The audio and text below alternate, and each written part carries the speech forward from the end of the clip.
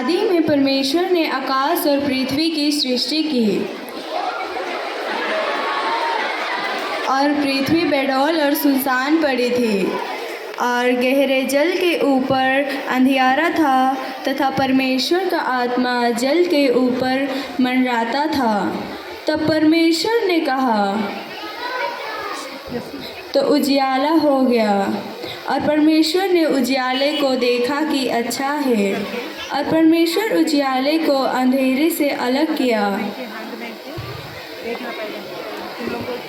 और परमेश्वर ने उजियाले को दिन और अंधेरे को रात कहा, तथा सांझ हुई फिर भोर हुआ। इस प्रकार पहला दिन हो गया। फिर परमेश्वर ने कहा, जल के बीच एक ऐसा अंतर हो कि जल दो भाग हो जाए। तब परमेश्वर ने एक अंतर करके उसके नीचे के जल और उसके नीचे के जल को अलग अलग किया, और वैसा ही हो गया।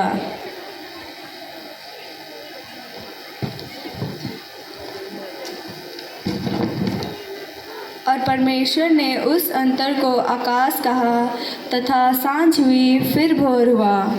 इस प्रकार दूसरा दिन हो गया। फिर परमेश्वर ने कहा, आकाश के नीचे का जल एक स्थान में इकट्ठा हो जाए और सूखी भूमि दिखाई दे, और वैसा ही हो गया। और परमेश्वर ने सूखी भूमि को पृथ्वी कहा, तथा जो जल इकट्ठा हुआ उसको उसने समुद्र कहा। और परमेश्वर ने देखा कि अच्छा है। फिर परमेश्वर ने कहा, पृथ्वी से हरी घास तथा बीज वाले छोटे छोटे पेड़ और फलदायी वृक्ष भी, जिनके बीज उन्हीं में एक एक की जाति के अनुसार होते हैं, पृथ्वी पर उगे, और वैसा ही हो गया। तथा सांझ हुई फिर भोर हुआ। इस प्रकार तीसरा दिन हो गया। फिर परमेश्वर ने कहा, दिन को रात से अलग करने के लिए आकाश के अंतर में ज्योतियाँ हो, और वे चिन्हों और नियत समयों और दिनों और वर्षों के कारण हो। और वे ज्योतियाँ आकाश के अंतर में पृथ्वी पर प्रकाश देने वाली भी ठहरे, और वैसा ही हो गया।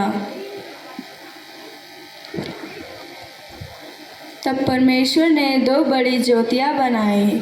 उनमें से बड़ी ज्योति को दिन पर प्रभुता करने के लिए, और छोटी ज्योति को रात पर प्रभुता करने के लिए बनाया, और तारागण को बनाया। तथा सांझ हुई फिर भोर हुआ।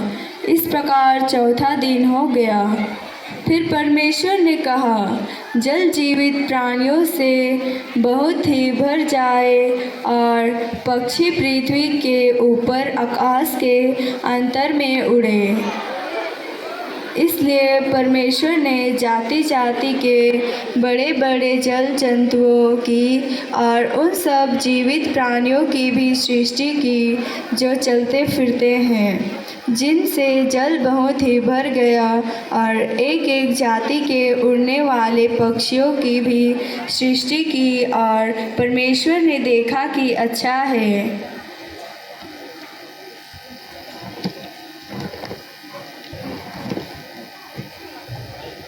और परमेश्वर ने यह कह के उनको आशीष दी कि फूलों फलों और समुद्र के जल में भर जाओ, और पक्षी पृथ्वी पर बढ़े।